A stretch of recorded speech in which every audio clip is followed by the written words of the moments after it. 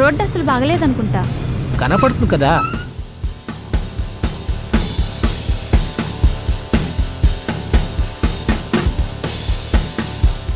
వీళ్ళొకళ్ళు. ఆపండి ఆపండి. ఏంటి? రోడ్డు వర్క్ జరుగుతోంది, సీట్ బెల్ట్ పెట్టుకుని స్లోగా వెళ్ళండి.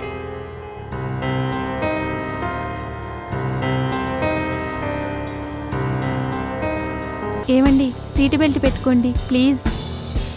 అవునా? నా మాట వినండి ప్లీజ్.